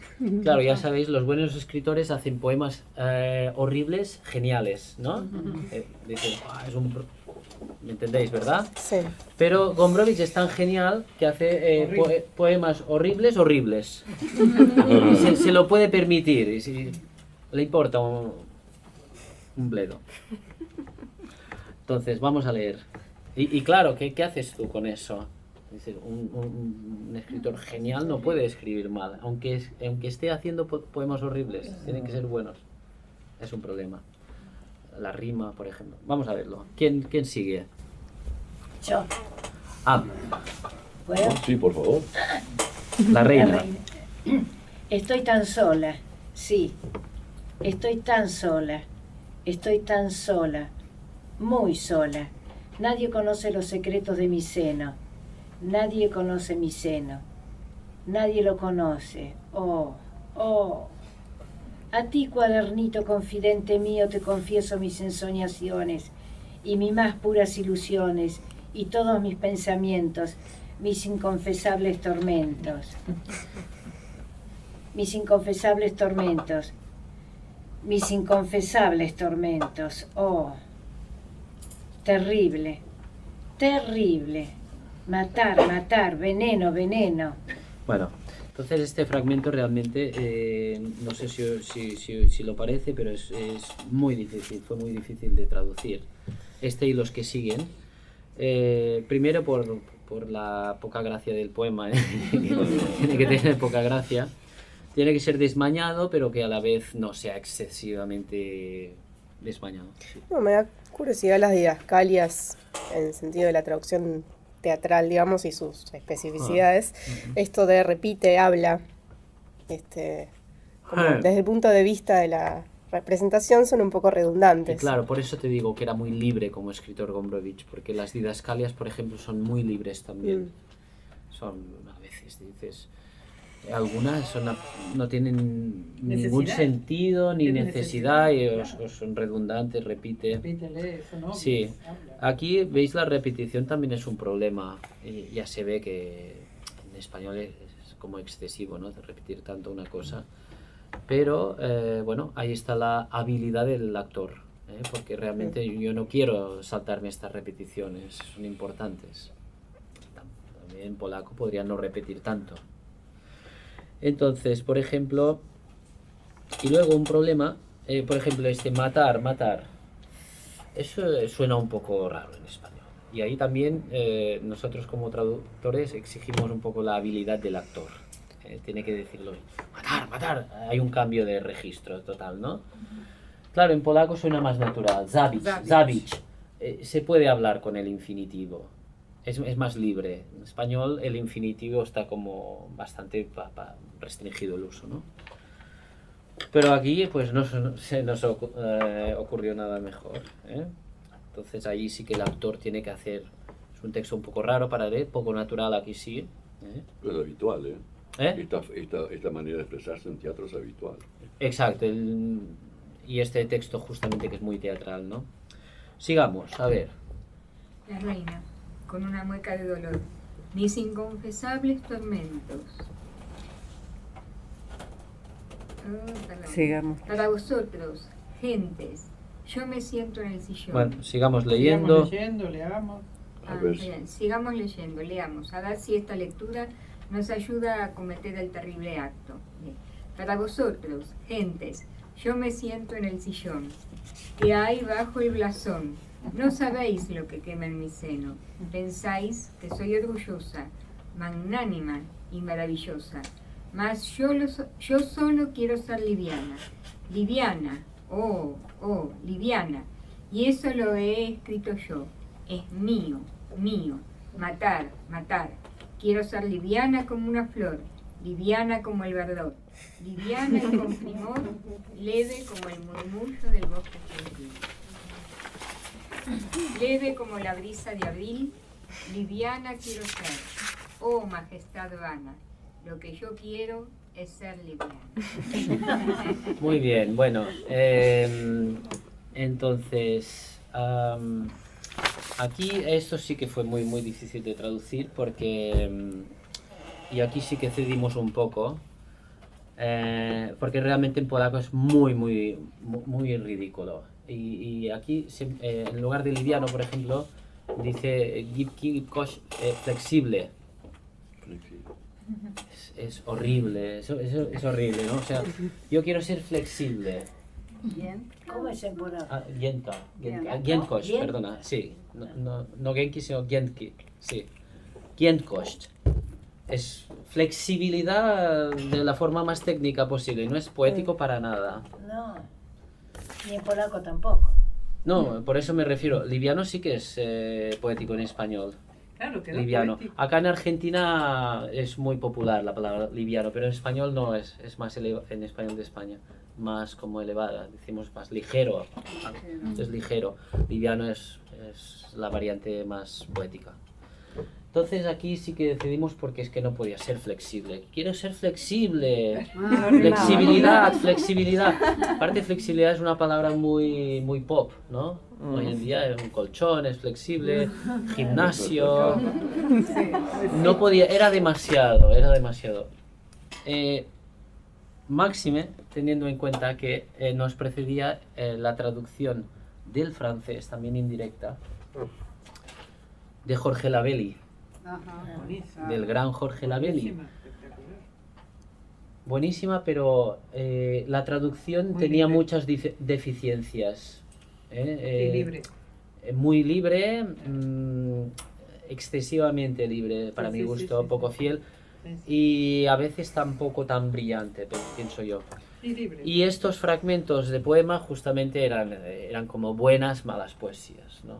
Con una buena rima, con un ritmo así muy bueno. Bueno, aquí creo que el ritmo también lo tiene un poco y la rima, pero no queríamos que fuera una poesía tan bien hecha. Entonces buscamos este punto medio. Lograron un poema mejor. Y claro, pero esto es un error, que sea mejor que el original, no tiene que ser mejor. La rima también está en el polaco, la rima. Un poco, como acá. Estos versos en polaco riman así, ¿no? Algunos sí, otros no, como acá. Es como desmañado. Entonces se han decidido Suena como infantil. dejando de lado la idea de materialidad, quizás. No, hemos intentado reproducir. No, porque no entiendo bien. La liviandad. Es que liviano es ligero, no es flexible, es otra cosa. Por eso. Pero aquí la idea principal es que ella está cansada de ser reina, del peso de ser reina, de la forma. La forma la cansa. Y ella quisiera ser pues un don nadie para hacer lo que le diera la gana. Y por eso lo expresa así. Dice, Claro, yo quiero ser flexible, no rígida, en oposición a la rigidez monárquica. El comentario de la Pero claro, rima es raro flexible en le da español. musicalidad. Entonces, liviano texto, puede que ser antes no lo ligero. tenía. Sí, es eso, Le dan musicalidad, la mención a la rima, hace más musical el texto. No, pero no está totalmente rimado. No, pero está un verso sí, un verso no. Sí, exacto. Por lo cual Más o menos. Le produce una ruptura. Pero hay una es ruptura. más musical en la lectura. Bueno, porque el castellano, la palabra liviana es mucho más musical. Si uno pusiera ligera como propone ella, pensaríamos, bueno, pensabas o dijiste la palabra ligera. No, porque liviano es lo que decidieron traducir, mientras que el polaco flexible vehicula otro sentido, que es el sentido de la materialidad. Ah, sí, claro. Trata de decir, a lo mejor me he expresado mal. Ahora te entiendo, sí. Ahora yo te estaba preguntando, sí. han decidido por respetar más el ritmo, forzando un poco, pero dejando hemos de hecho lado, sí. No sé, no restituyendo esta cosa de la materialidad. Sí, pero hemos hecho, aquí sí que hemos hecho una interpretación, una interpretación. Sí, porque es que flexible no funcionaba ni para atrás, o sea... Dúctil, sí, pensamos en todo. Dúctil, sí, aquí hay una... no es que lo hacemos así en plan poeta, Rimbaud, no. Sí. Y bueno, no sé si quieren seguir leyendo o vamos a otra.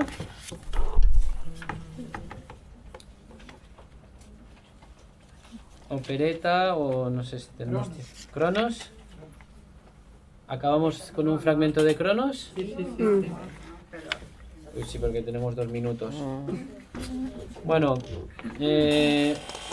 vale, pues vayamos allá. ¿Quién lee? ¿Sí? Yo tengo. Bueno. Ay, quería leer la señora también, perdón, ¿Sí? Sí, no quiero abusar de ellos, Yo encantada leyendo. Bueno. Solo. Primera mitad del mes bajo el signo de Aldo. Ella no viene al rendezvous en el cruce de Libertador y Sarmiento. El 12, Aldo debe partir a una isla. Alrededor del 15 encuentro en Avenida Córdoba y Reconquista a una amiga de Aldo y se me pasa ese estado de ánimo. Calma. Aparte de esto, un altercado en casa. Nuevo inquilino. Un grano en la nariz. Suspendo esta actividad. Espero con impaciencia el libro o una carta de Diedroy. En el banco, informe anual. Aburrimiento. La relación con Novinsky, fría, aburrimiento. Ajedrez, Cruz, Eisler, Renakoyev, Okoevska, Green, Russo sigue ausente. Escribí. Revista de prensa, diario. Ramona Córdoba. Bueno, ahí no sé si es su primer contacto con esa cosa extraña que es Cronos. Sí. Que ya bien que no es un diario íntimo, sino que son unos apuntes íntimos. Y que nos llevan por primera, única vez, a no ser que sea un juego más, una máscara más del escritor, que no es descartable, nos llevan un poco como al interior del personaje Gombrowicz, como el real. Quizás sea otra mistificación, esta tarde hablaremos de ello, pero a través de esta obra Gombrowicz, en un juego post-mortem fascinante, nos dice: yo que he sido el rey de las máscaras, aquí me tenéis, así soy yo, este soy yo, sin máscara, de alguna forma, ¿no? O para mí mismo, al menos. Tanto autoconfesional. Totalmente, totalmente. Pero digo, yo no descarto, es que yo no sé lo que es, porque lo hace, ¿no? Puede ser otro juego. Él era escritor, ¿no? Yo no descarto. Son apuntes quizás para hacer otra cosa. Para la posteridad, claro. Quizás, no lo podemos saber. En todo caso, son apuntes muy íntimos, claro. Y muy secos, claro. Solo justo lo que pasó, sin interpretación alguna, sin darle vueltas a nada, el producto puro de la vida. Entonces aquí, ¿qué problemas podemos tener? El problema de la brevedad, tendríamos en este texto, de la sequedad, de la falta de sintaxis, casi. Empezando por por las razones comerciales. Es que esto no es tan comercial como una cosa más elaborada, ¿verdad? Si aquí él no hubiera desarrollado las frases en lugar de, y este trozo aún es bastante literario, porque luego hay como llegada de Gómez, partida de no sé, Kotkowski, lo que sea. Es telegráfico. Telegráfico, exacto. Entonces esto es un problema para el traductor también. Nosotros, como siempre, optamos por la fidelidad y esto ahora lo tiene el editor, vamos a ver qué dice. Puede ser que nos mande esponjarlo un poco, elaborarlo. ¿El bastardilla inquilino estaba así en el original, en itálica? Ahí está el otro problema. Entonces, un segundo, ahora vamos a ello. Entonces, la brevedad. Por ejemplo, hay algo aquí que a mí no me gusta, como lo traduje, aunque es difícil de traducir. Dice, un grano en la nariz, suspendo esta actividad. No se entiende muy bien en español, lo reconozco. Yo que sé lo que quiero decir. El grano en la nariz está bien, el grano en la nariz es consecuencia de la actividad sexual que lleva. Muy, muy intensa, y sabéis que la actividad sexual de Gombrowicz era muy salvaje. Era muy de los urinarios públicos, o con uno con otro, mucha variedad, sífilis, y entonces eso afecta a su estado de salud y también de ánimo. Y suspendo esta actividad, se refiere a la actividad sexual. Yo no encontré para igual, a ver si hay alguna sugerencia, ¿no? Esta es coloquial, es algo que dices para ti mismo. Esta es como algo que te carga, ¿no? Esta cosa, ¿no? Y lo dices en polaco, taka, o taki, no recuerdo ahora. ¿Qué tal? Entonces yo lo quería conservar, pero no quedó muy claro. ¿Qué tal Sí, dejo de hacerlo? Dejo de hacerlo por un tiempo, ¿no? Podría ser. Hacerlo es un gran eufemismo. Perfecto, muy bien, muy bueno. Correcto. Ahí quedaría claro que está hablando de sexo. Acá no queda muy claro. ¿Sí? Vale, pues terminemos ya. Y la cursiva de inquilino. Este diario está escrito mayoritariamente en Argentina. Y claro, su lengua social era el castellano de Argentina, el porteño, el rioplatense. Y entonces, pero él escribía siempre en polaco. Su lengua literaria era el polaco. Acá se funden las dos lenguas del Witoldo. Y él escribe en polaco, pero muchas cosas las pone en español. ¿Por qué? Pues porque es más cómodo para él. Como son apuntes propios, entonces existen muchas palabras en español.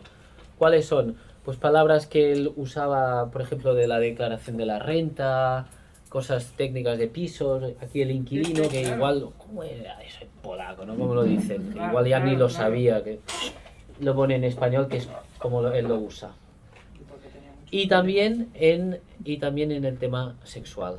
Porque la vida sexual, homosexual, digamos, su libertad se desarrolla en la Argentina, es muy importante.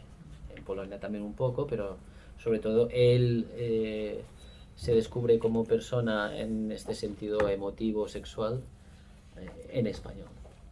Y por eso pues también estos soldaditos, marineritos, chico-chica, estos cambios de género muchas veces están en español.